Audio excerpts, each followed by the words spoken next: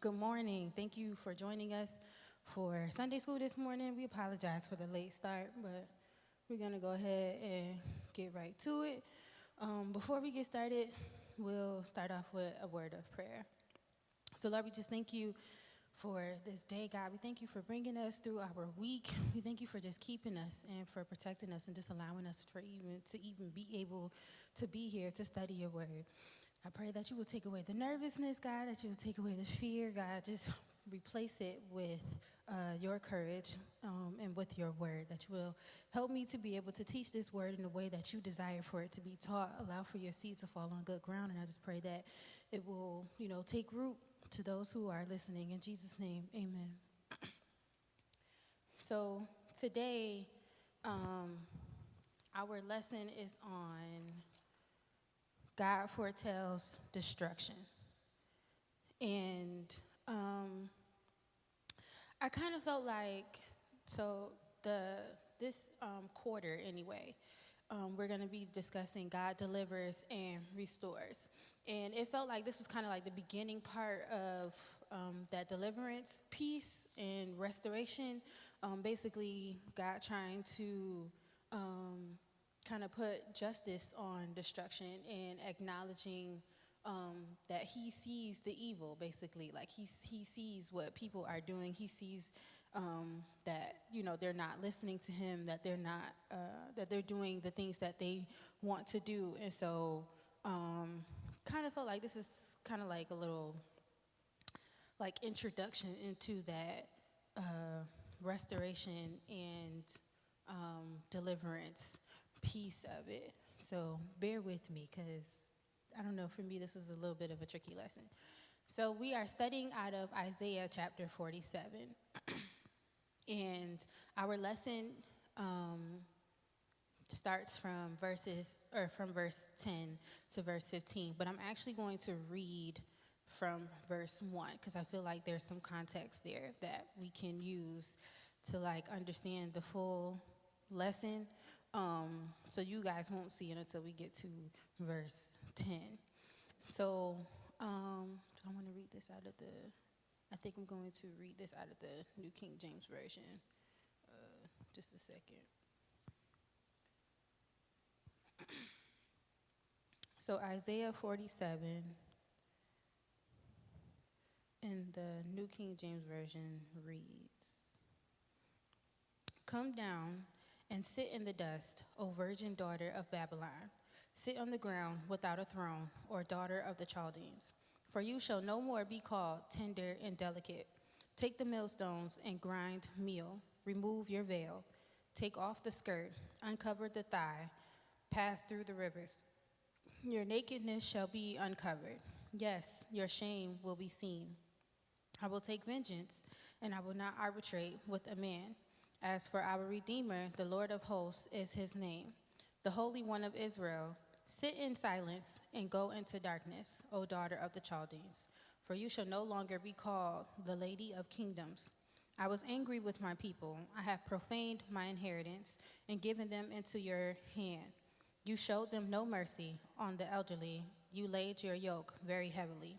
And you said, I shall be a lady forever, so that you did not take these things to heart, nor remember the latter end of them. Therefore, hear this now, you who are given to pleasures, who dwell securely, who say in your heart, I am, and there is no one else besides me. I shall not sit as a widow, nor shall I know the loss of children.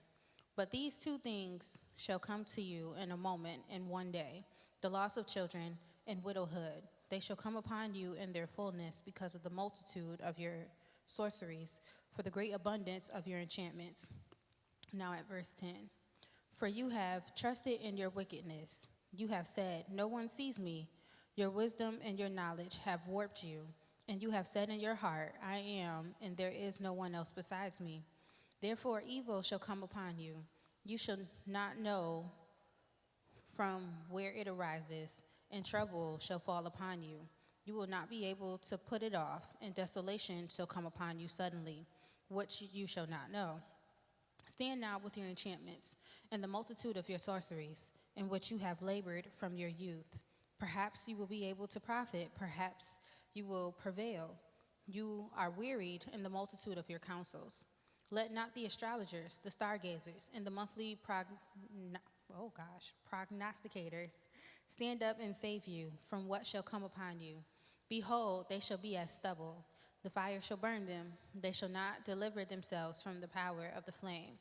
It shall not be a coal to be warmed by, nor a fire to sit before. Verse 15, thus shall they be to you with whom you have labored. Your merchants from your youth, they shall wander each one to his quarter. No one shall save you. So, what I wanted to discuss here is that, one, we are talking about the prediction of Babylon's fall. This is what this text is about. And I believe there's some discussion on exactly who wrote the book of Isaiah. When I was studying, it was saying that some of the things that had happened were past Isaiah's time. So there's some discussion on whether or not Isaiah wrote the whole book or if, it was someone else. So we're not entirely sure who exactly was speaking here. But whoever it was talking to Babylon, basically, and letting them know that your time of destruction, your time of evilness has come to an end, and that now, God is done. He's tired of everything that they have been trying to do to kind of get in the way. So one of the things that I did here is just kind of give look up kind of like a little bit of the history of Babylon, just so we can see or understand the importance of why God was having this conversation with them. So God had used the Babylonians to judge the sins of Israel when they were being disobedient to him. So a lot of the times when the Israelites were, just in conflict with God and with the covenant that he had established with them, he would basically allow for them to be controlled by the Babylonians. There's multiple different wars that they had got into with the Babylonians, where they end up, going into exile and things like that. Babylon was derived from Nimrod, who was, I believe, Abraham's grandson. So that's where the nation pretty much starts, from Abraham's grandson, Nimrod. And then in Genesis 11, the first kind of story of evilness that we see from them is when they tried to build the Tower of Babel. And they were trying to reach heaven, thinking that, if they made this tower that was tall enough, they would be able to reach God. And God had ended up, destroying the tower, and then he separated them and caused them to have different languages so that they couldn't understand each other. So that is one of the earliest stories, at least that we know of the Babylonians, basically doing something that they shouldn't have been doing. The Babylonians also defeated the Israelites several times, one of which included when they captured Daniel and took him into exile. So I don't know if you guys remember the story of Daniel, the 10-day fast with Daniel. That's kind of where that came from, because the Babylonians had captured him and they were trying to get him to serve their God. And Daniel basically was saying that, that's not what he was going to do, that he serves the one and true living God. And so that's where that takes place. The Israelites were captured by the the Israelites were captured by the Babylonians, and they were in exile with them for 70 years. So the story that we learned about not too long ago in Ezra, where the Israelites were released and able to come back to Jerusalem to rebuild the temple, that is where that comes from. That is where that story takes place, because they had been captured by the Babylonians and had been sitting in exile for 70 years. And it had already been prophesied that that's what was going to happen. And so God had put it in the king's heart to, basically allow for them to go back to Jerusalem so that they could rebuild this temple. So this is just basically some of the history that we learn of Babylon, or that, yeah, we learn of Babylon in the Bibles, just to kind of give you some context on why um, God was angry with these people. Also, if we go to Revelation chapter 17, and I'm not going to read the whole thing because, yeah, for the sake of time. But in verse 5, it says, "And on her forehead a name was written, Mystery, Babylon the Great, the mother of harlots and of the abominations of the earth." So in this particular text, I believe it was John that the Lord was speaking to, but he had basically showed him a vision of what was happening in the end times. And there was this woman who had appeared on this beast with 7 heads and such. And on her head was basically written Babylon the Great. And in the New Testament, Babylon is often referred to as like the nation of evil, the nation of destruction. When they talk about Babylon, they're usually talking about it in a negative sense. So in Revelation, it was talking about how this woman was basically associated to Satan, to the Antichrist, and she was being used by him in order to, try to carry out this evil plan. But ultimately, we know that God is still going to prevail. So when we get into this particular chapter, we are being told about the prophecy, really, of Babylon's fall. God has, got to his point where he said, "I've used you enough. I've done what I needed to do in order to get my people's attention," even though we know that the Israelites constantly rebelled against God. But he, was basically saying, "I've used you guys enough, and now because of the destruction that you have consistently tried to commit, not only to my people, but to me, to my land, etc. Now, everything that you have been trying to do, I'm going to destroy." And that is one of the first pieces that we can get out of this lesson, is that God is going to provide justice for us, that he's going to make sure that he stands up for us, stands up for what is right. He knows what is right and true. And yes, he did use the Babylonians to get the Israelites' attention. Sometimes we hard-headed. We have to, go through certain things in order to get our attention. But at the end of the day, he does not like to see evil prevail. That is not who he is. And so he had reached this kind of like his boiling point with the Babylonians, and was letting them know, like, this is not going to continue on for much longer. So just to break down what I had read before we get into the lesson here, in verse 1, it talks about sit in the dust. And that was an expression that they used basically to express humiliation. You sit in the dust. You kind of wanted somebody to be ashamed or humiliated by their actions. And he was letting them know that, this reign of terror that they had been so successful at for so long was now coming to an end. In verses 2 and 3, it talks about exposing yourself to the public. And I'm reading that out in the New Living Translation. But exposing yourself to the public, you will be naked and burdened with your shame. And so one of the things, we look back in history, public humility or humiliation was something that people often did. It was kind of like their, greatest form of punishment. Crucifixion was honestly the biggest form of public humiliation. They wanted people to be able to come witness this person, die and suffocate, really, to death, because crucifixion is not a quick death. It's usually something that takes a long time. So public humiliation, public shame was something that people often did at that time. And considering all of the things that Babylon had done, God was now trying to put them in the spotlight, basically saying, all of the things that you have done to other people are now going to be things that you have to endure. Don't assume that the darkness and evilness that you have created is not going to come back to you. This is now, something that you're going to have to deal with. So it kind of makes me think of that saying where if you can dish it, you can take it, So he letting them know, like, all of these things that you have done, all of the evilness that you have done, all of the times that you have taken my people into exile, all of the times you have created harm and tried to get in the way of his plan.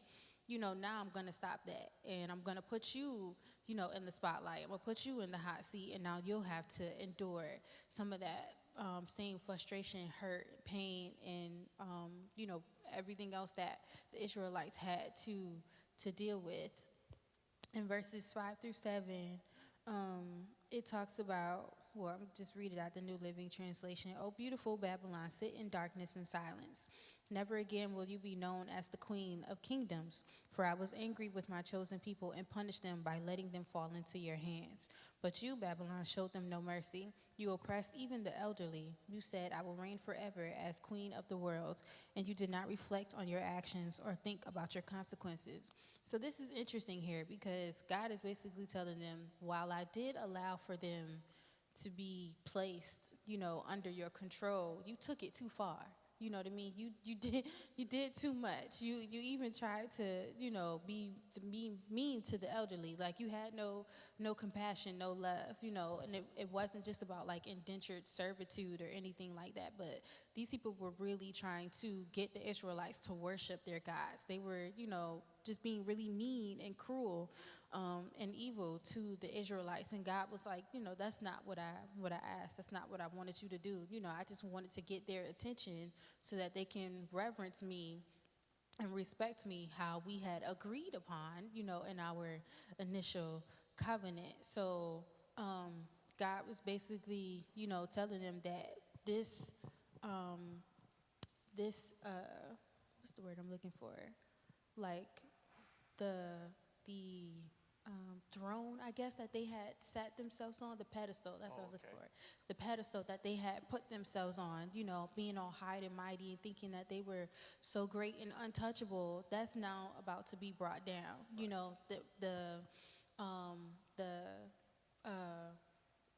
What's the word I'm looking for? Like, the strength that they had, the power that they had. Yeah. That they had, and just being like this great and mighty kingdom, because even though they were bad, they were pretty powerful,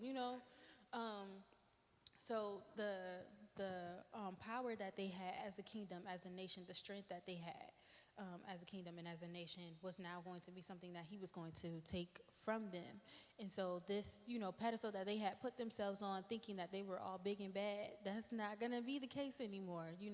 Sometimes you have to be knocked down a few notches in order to realize, you're not that great, you're not that special.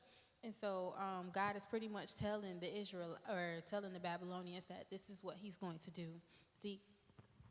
It's maybe kind of off, but while you're telling that story, when it came to Moses leading the people out of Egypt, that kind of like, Pharaoh had this, when Moses went there and threw his rod down, Pharaoh had his magicians coming and trying to do the same thing, but God showed himself more mightier. Yep. And then even with the plagues that he caused upon the land. So, that story, when you was telling that story, that made me kind of think about how God, even when he let the people out, he had to show them, look, I'm mightier than that. Everything that you've done, you're trying to get my people to stay up under you, worship these idols. Now it's time for them to leave. Right, exactly. And I'm glad you brought that up, because I had that in my notes too. No, you're good. But that just like confirmation, I had the right thing here. But no, you're right that, the stuff that when evil people try to do the same thing that God does, sometimes it can kind of become a bit like conflicting, you know what I mean? But God's always going to show his power and his might, and that's exactly what he's doing here in this lesson, just letting them know, like, everything that you tried to do, every time that you tried to prevail, it might have looked like you had got somewhere, it might look like you had made waves and whatnot, but he's getting ready to stop all of that. And so he's letting the Babylonians know, like, I'm not going to allow for you to have this control anymore. And I also don't like the way that you're going about doing things. You know what I mean? Like, you're oppressing the elderly. Like, you have some compassion, show some kindness, and at the time, indentured servitude was it was okay. But I feel like God still wanted for people to show justice to these people. Let them pay off their debts and keep it moving. We're not going to, take advantage of them. We're not going to, shame them. We're not going to humiliate them. We're not trying to, put them in any type of situation where their dignity or, integrity is being compromised. Allow for them to pay their debts. Allow for them to do whatever it is that they need to do in order to repay you what you have to be paid. And let them, keep it moving. And God was really, and is, I should say, a God of justice. And that's what I feel like we're getting to see here in this text, is that God is showing that justice means something to him and that it matters to him. And despite how long the Babylonians had been reigning, he was still watching them and still, keeping tabs. Like, I see what you're doing. And as soon as I get my point across, I'm going to go ahead and take care of you. So don't think that you can sit in the dark for too long and stay hidden, for too long. And so in verses 8 and 9, it says, "Listen to this, you pleasure-loving kingdom, living at ease and feeling secure. You say, I am the only one and there is no other. I will never be a widow or lose my children. Well, both these things will come upon you in a moment, widowhood and the loss of your children. Yes, these calamities will come upon you despite all your witchcraft and magic." And so this was where I believe, for me anyway, it was getting kind of a little more serious, where God is saying, sometimes people can do stuff and assume that they're untouchable, that whatever it is that they did to other people, nothing's going to come back to harm them. You see it a lot of times from, like, watching crime shows and stuff. People, think they're invisible. Nobody's going to find me. They're not going to look for me. People are afraid of me, so they're not going to, speak against me or anything like that. And these people, it sounds like they really thought that they were untouchable. They thought that they were so big and bad, so high and mighty, that they had all of this power and riches and everything, that it was going to keep them from ever having to deal with any of the things, the afflictions that they were causing to other people. And God was saying, all of the things that you thought you were never going to experience are now things that you're going to experience. And it really, to me, is another lesson on treat people how you want to be treated. You know what I mean? You never know how things can turn around and come back against you. You never know what types of situations you may experience. You might sit there, I would never go through that. I would never do that. And then you find yourself in that same exact place, in that same exact problem, making those, having those same thoughts that those people were going through, having those same fears and same worries and things like that. So really be careful with how you treat people. And, the love and care that you give to people, because that matters and people are watching, you know what I mean? And more importantly, God is watching. He sees what we do. He knows our hearts. He knows our thoughts before we even think them, you know what I mean? So why would we think that we could hide from God in any way, shape, or form? Why would we think that that's even possible? So it's just very interesting to me how the Babylonians really just, it's like they had got very boastful, and big-headed, and just assuming that, I've gotten this far, I've, done all of this long, like, ain't nobody gonna catch me, ain't nobody gonna be able to do nothing to me. And the main person that you can't hide from is watching, and he saw it, and now he's, bringing forth that justice. So now we get into the lesson here, and I wanted to just go back into the beginning part of that, because I feel like it just kind of gives the context of the Babylonians, especially if you're not really familiar with the story of Babylon and their connection to the Israelites. Just kind of gives that history a little bit on the Babylonians and why this conversation was being had. So we get into the lesson here, and our first section of text is verses 10 and 11. And it says, "You felt secure in your wickedness.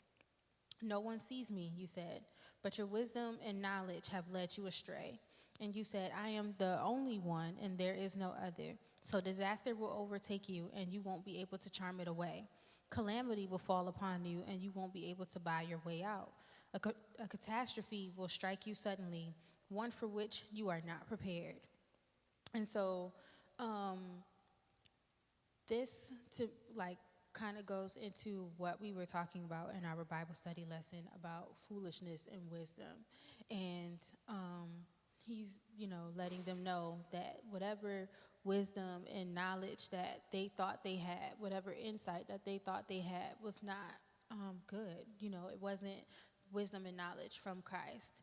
And it was leading them into this belief that they were untouchable, that they didn't, anything that came upon them, they would have some type of plan or some type of strategy to be able to get out of it, that they could buy their way out, that they could, talk themselves through trouble.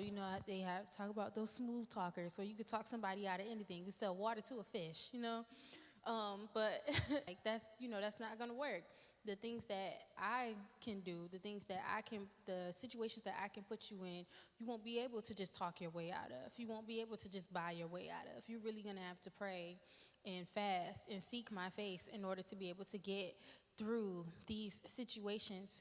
And so he was saying that, you were confident in this evil person that you had established. You were confident in this evilness that you had established, this nation that you had established, and being the bully, to other people. You were confident in that.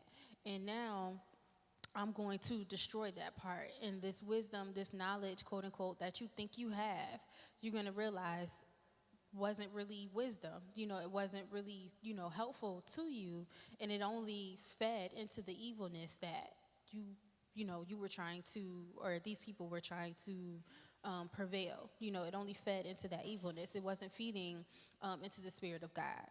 And so he's letting them know that, this is not something that will prevail for much longer.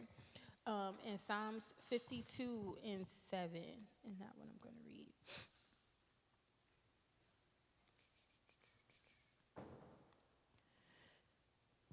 It says, where am I? Here is the man who did not make God his strength, but trusted in the abundance of his riches and strengthened himself in his wickedness.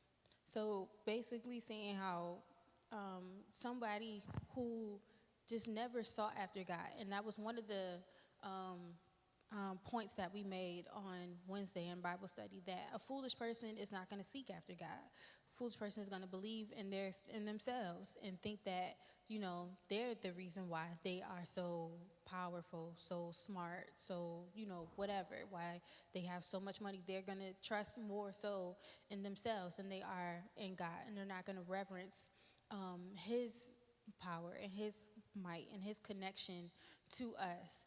And in that verse, I feel like it's just basically solidifying what is going on here, that the Babylonians had all of this confidence in themselves and not necessarily any confidence in God, and no reverence to him at all whatsoever, because we've, like I said, in the scriptures, we see how they were trying to get the Israelites to worship other gods. So they had no type of respect for God at all, because how are you going to try to turn me away from the one that I should really be connected to, And so God is saying, like, you putting all your trust in yourself, you're putting all of your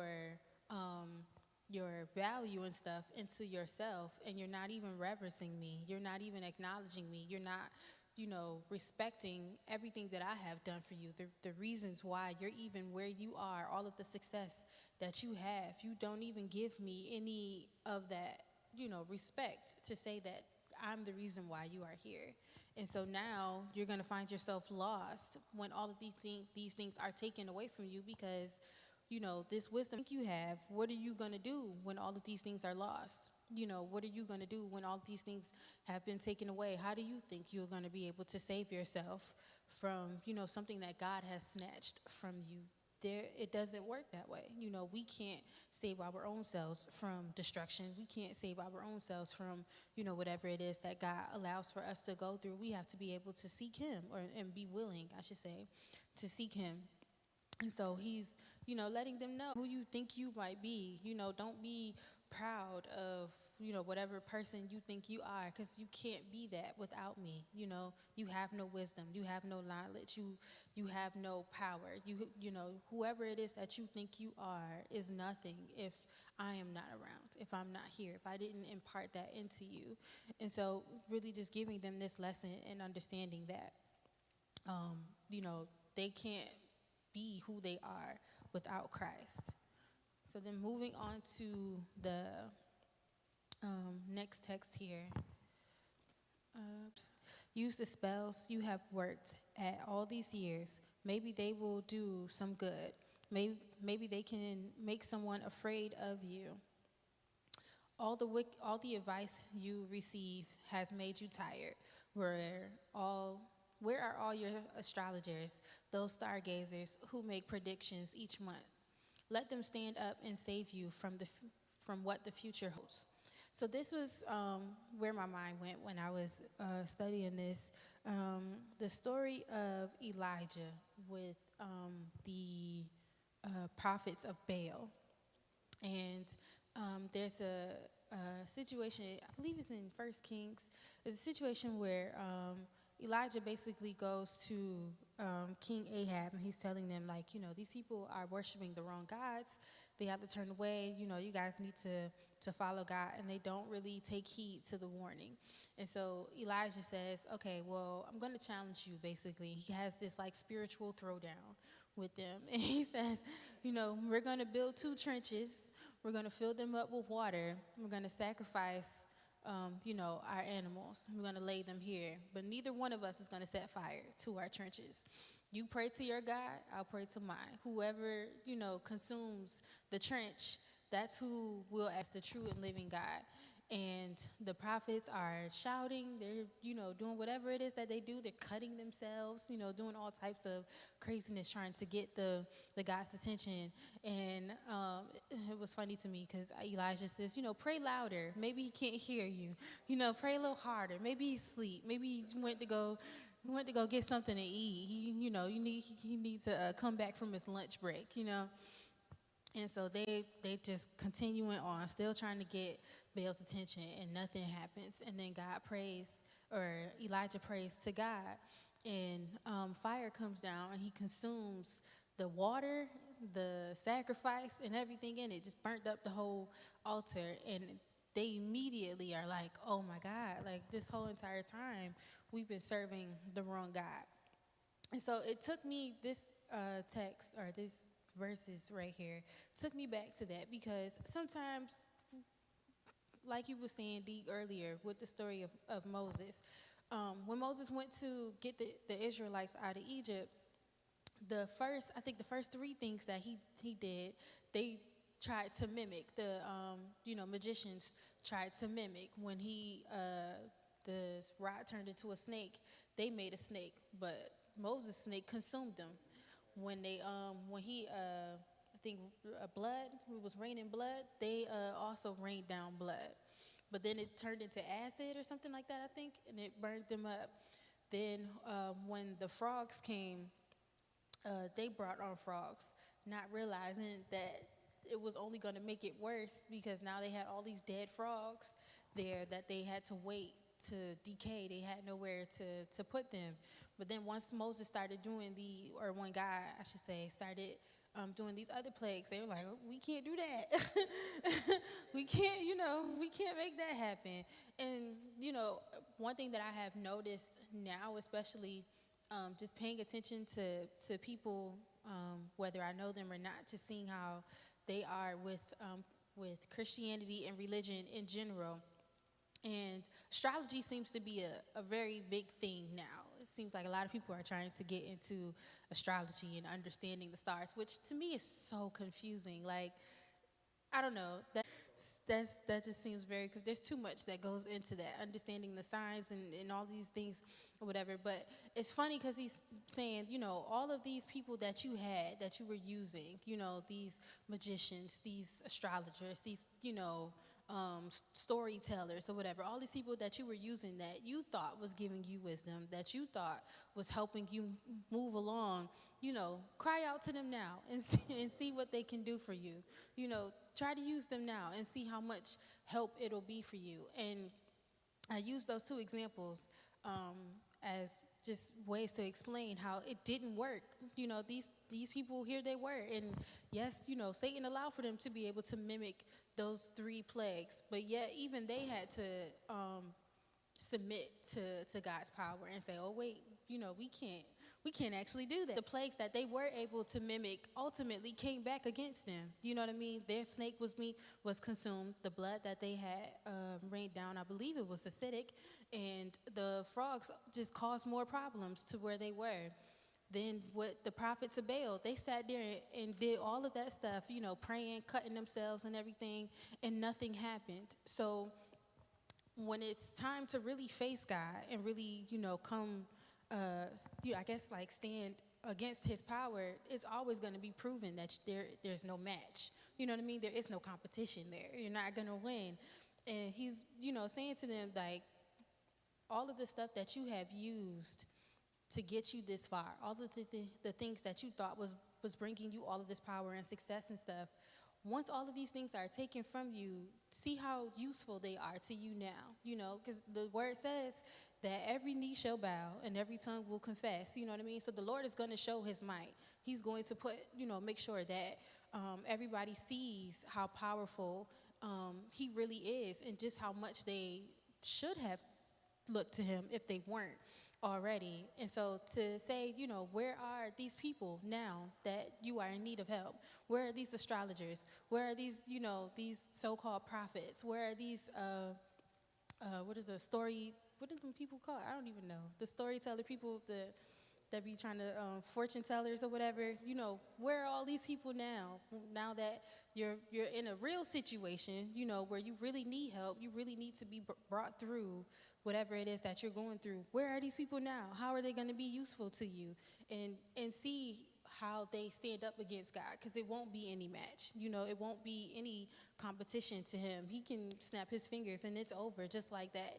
Really don't even have to do that. I can really just speak and it's done. You know what I mean? And so just acknowledging that these people have really allowed themselves to get too far into themselves. Men will become lovers of themselves.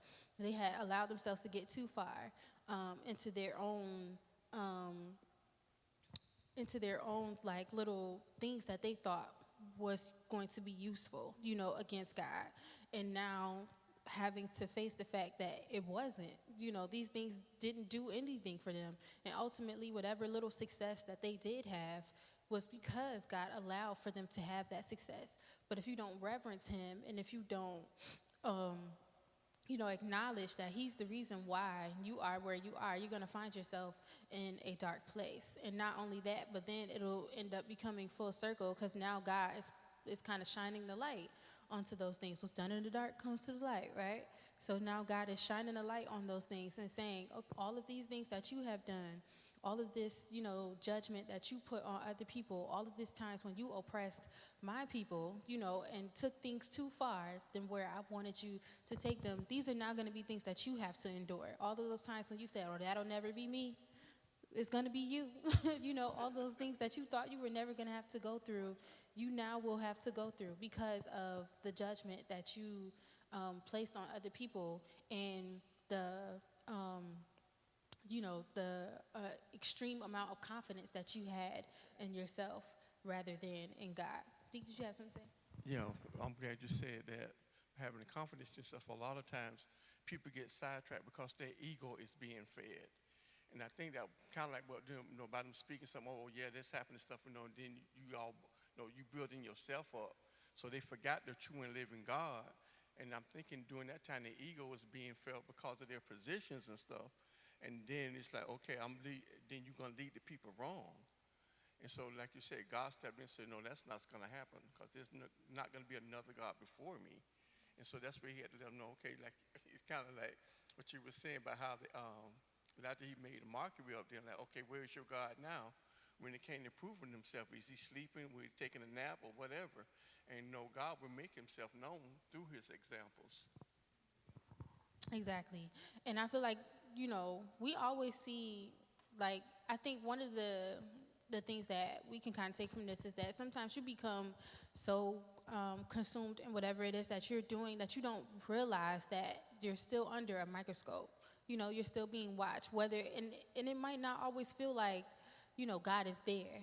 Especially when we are trying to seek him and we are trying to look towards him, and we just feel like, Lord, like you've forgotten me, like you've abandoned me. Like, what happened? You see me struggling, you see me going through and stuff, and it just feels like you've forgotten me. So even in times when we are seeking God, sometimes he can feel so far away. So imagine, to somebody who's doing all of these negative things, and feeling like God ain't real because he don't let me get this far. You know what I mean? Like, if he really was against evil, he wouldn't have allowed me to get this far. He wouldn't have let me be able to do all of these things that I have already done. But sometimes I feel like it's kind of just like he's keeping track. Like, okay, how long are you going to stay in this place? How long are you going to continue into this? Because you know right from wrong. You know what I mean? You know exactly what you should be doing. You know that it's not okay.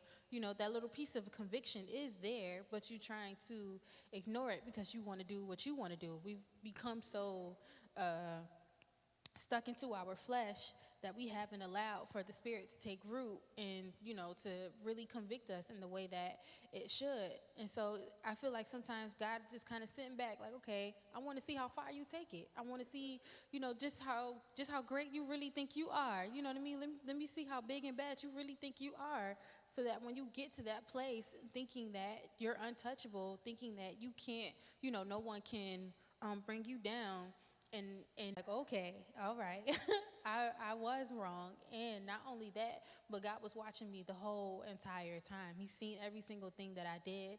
He heard every single thing that I said and even thought, and he really looked at my heart and saw that it wasn't right. If you really have a heart for God, or if you desire to have a heart for God, hopefully that like mirror will really like show you yourself, so that you can see how much you need to change, how much you need to improve, what you need to ask for forgiveness on, the things within yourself that God has been trying to show to you and really get you to acknowledge, but you've been so blind and in your own little, cares and stuff like that, that you never really took the time to pay attention to it. And so I just felt like this is a good lesson in one, helping people to understand that you treat people how you want to be treated. The Babylonians were, despite the fact that, God did allow for them to take the Israelites into exile, the purpose of that was to get their attention.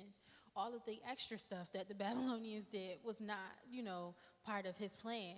And he was letting them know, like, I didn't want you to take it that far. I was in control, and that's the other piece of it too, is that with God allowing them to do that, I think that the Babylonians believed that now the control was theirs, that they were the one that can call all the shots. They were the one that could, decide what happens to the Israelites, instead of seeking God and being like, okay, well, you put them in our care, but, they're not supposed to be here. So what exactly do you want us to do with them? What exactly do you need for us to do? How do you want us to, allow for this situation to carry out? And so they didn't do that. They went about doing things their own way and caused more destruction and more evilness to the Israelites and just to God in general.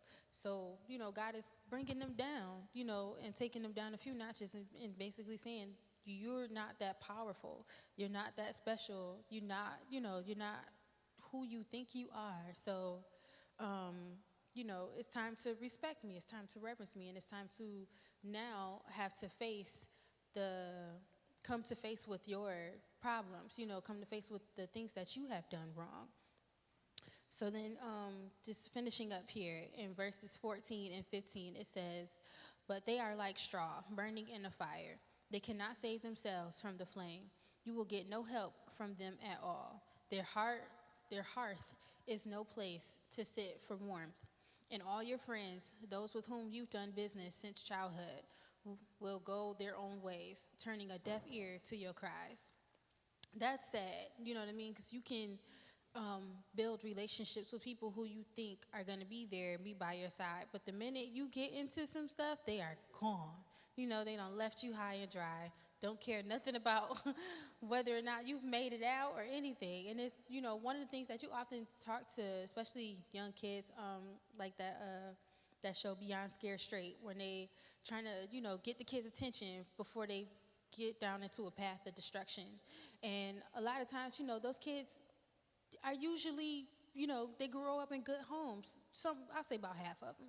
Growing up in good homes, parents trying to, raise them up right, and they following behind friends and people who are just trying to teach them, the wrong things, and they not really, trying to listen to their parents because they just want to go ahead and do what they want to do. And that one thing that they always say, you get yourself in trouble, and them kids not going to care. They're not going to be there for you. They're not going to be by your side. And that's what the Lord is telling to the Babylonians here. These people that you trusted for so long, these people that you came to for wisdom, for insight, whatever it is, these people are not going to care nothing about you, when it really comes down to it. When it's time to really have to face your problems and deal with your issues, because one, they don't want to deal with their problems and issues. So when they see you in the hot seat, you're going to have to be in that hot seat by yourself, because now if I come to help you, that means I have to deal with my problem too. And I don't want to deal with my problems. So, really just letting them know, like, all these people that you thought had your back, all these people that you thought were going to be there for you, these people that you thought, these my ride or dies, whatever, these people are not going to care nothing about you once things really start to happen, especially when they see that, you're really in a I don't want to say in a dark place, but when you being chastised by God, you know what I mean? Like, you going through some stuff that I really can't help you with. I don't want to be on no territory. You know what I mean? I don't want to walk them waters. I'm good.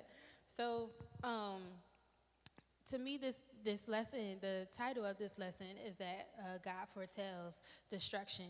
And he was basically letting the Babylonians know, these are all of the things that you had did wrong. Here's all of the problems that you've done over time. Here's all of the times that you have abused your power towards my people. Yes, I let them be taken over to your control, but you took it too far. And then not only that, but you got the big head about it and assumed that, everything that you had did wrong was never going to be brought to the light. It was never going to, you're never going to have to face it. And sometimes we can become really careless, you know what I mean? And just not really paying attention to what we are doing. And it's not that everything that we do wrong is intentional, but if I'm not in a place where I'm submitting myself to the Holy Spirit so that he can show me my wrongs, I'll go too far and take it, let the situation go for too long. And now I found myself in this path of destruction that I didn't need to be in. And that's where the Babylonians, how the start of it, they were descendants of Abraham. You know what I mean? You're part of a blessing that God had promised to Abraham. And the first thing you do is something that would have destroyed your connection to him by building this Tower of Babel and thinking that you can build this connection to God instead of doing it in the way that you were supposed to do it, which was just seeking him in prayer, and fasting, staying true to the covenant that, Abraham had promised to God. Do that, follow his will. Why are you stepping out of boundaries and doing things that you want to do because you're trying to, create whatever thing you think is necessary? These people had strayed so far away from the promise that God had given to Abraham that they are now in this path of destruction. And going back to what I was talking about before, with the whole foolishness thing, when we are foolish, we're really going to lead ourselves into a path of destruction. We're going to find ourselves in places that we never, maybe even thought we would be in, places we might be afraid we can't get out of, and things that we shouldn't have been doing in the first place, and that's where the Babylonians had now come to, now they were in this situation of destruction. They're in this situation where not only are you fighting against God's people, but you're fighting him directly, you know what I mean? Because you're coming in the way of everything that he's trying to do. So if there's anything that I got out of this lesson, it's, like I said, how you want to be treated, and really reverence God, respect him, acknowledge his importance to our lives, acknowledge his significance to us, and we wouldn't be who we are without him. We wouldn't be able to get as far as we have in life without him. The things that we have gone through, that we've overcome, we wouldn't have been able to overcome without him, and to not get that big head and being boastful and prideful and thinking that, whatever it is that we have done will never come to light, or nobody's ever going to catch us or whatever, you know what I mean? Like, just not thinking that we're too good to be messed with, you know what I mean, too bad to be messed with or whatever. So I feel like that's what the Babylonians are basically you're not going to be able to continue in this. And going back into Revelation, we see that God was very serious about it, because then in Revelation, Babylon is basically being referred to as this beast, that's coming against God. So we know that it had got really bad with the Babylonians and their lack of connection to God. So we don't want to be like them. You know what I mean? We don't want to be in a place where now God has to bring justice, to those who have been affected by that we have done, and ultimately bring judgment to us. You know what I mean? So, to 11:08 here. Okay, so any last words before we end here? Yes. Just wanted to share what I got out of that story as well. When we're doing things, to be mindful that there's always a consequence, whether it's negative or positive. So even though they have that, so that's what stuck out to me as well. And that saying where they used to say never, like, I've learned that to be true in certain circumstances. It was certain things that I was like, oh, I would never do that. I would never go through that. That would never be me. And then when it was me, it was like, oh, all right. I thought I was a little smarter than that. Didn't think I would go through that. So you never know exactly how your life will go. We are not the predictors of our lives. We are not, we have no knowledge of nothing. You know what I mean? Like, God is the one that gives us all of that wisdom and understanding. So to assume that because we see somebody else going through something, that'll never be us, you know what I mean? That's one thing that I've learned working in the group home. Some of those guys were born fine, you know what I mean? And then experienced their disabilities later in life through car accidents or whatever. And then just like that, their life changed. Here they are probably thinking, they're going to go off and have these wonderful lives, be athletes or whatever it is that they want it to be. And then turn around and now you in this place that you never would have thought, be having to be taken care of by people. And some of them never really seeing their families ever again because they've left them. And so we never know exactly what we can go through in life and what type of things that we may experience, which is why it's always important to just, show God how grateful we are for it. And that's something I've been trying to get better at. Like, Lord, I just thank you for the small things. I thank you for the little things, especially when I'm at work. Like, I just thank you for being in my right mind, because I can't imagine the things that they go through just mentally and how they view the world, how they process things. You know what I mean? Some of it is kind of amazing, but other times it's just like, why did your mind go there? Why did you, those two things don't even connect. I don't see why you saw that. And so just really showing that gratitude that we are so blessed, to have the lives that we have. And in spite of some of the things that we may go through, some of the struggles that we may have, at the end of the day, we are still blessed because we are in our right minds. We have, the functionality of our limbs. We're able to actually seek God. We're able to actually have that connection with him as long as we try. You know what I mean? Like, we are so blessed. There's so many things to be grateful for. So why, sit here and act like, oh, I could never, I could never experience these type of things, or that would never be me. I'll never have to go through that. You never know. You really never know. And then to even have that mindset, just like the Babylonians, because they thought that they were untouchable, God had to humble them and show them, no, all of these things that you think you won't go through are now going to be things that you do go through because you thought you were invincible, So to have that mindset and then now have to go through that same problem that the Babylonians went through, where they have to be humbled and, shown that, you're not as great as you think you are. So just really, learn to be grateful, learn to reverence God. Like every moment that you get, just, Lord, I thank you. I appreciate just the little bit that you're doing for me, because I know that things could be worse. Things could be so much worse, and the situation can be much more out of my control than what it already is. And so I'm just grateful for this. I'm grateful to have this, so that you don't, I mean, you just don't want to be in that place. You know what I mean? I don't want to be in a situation where God has to humble me, or he has to bring me down a few notches because I done set myself on a pedestal that I don't belong on. So just, be careful. Be careful is what I can say. But there's no other sayings. We're going to pray and we'll end here.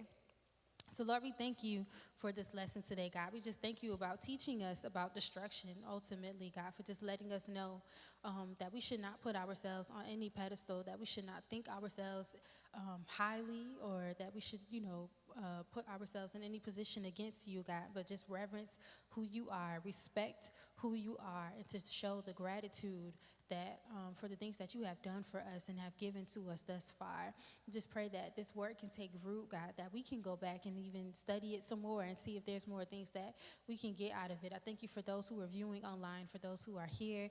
Just pray for the protection for those who are on the way, God. Bless our service today, God, that our praise and our worship will be pleasing to you, that everyone who enters into the house will just be in a mindset of worship. We pray for the speaker today, God, that you will bless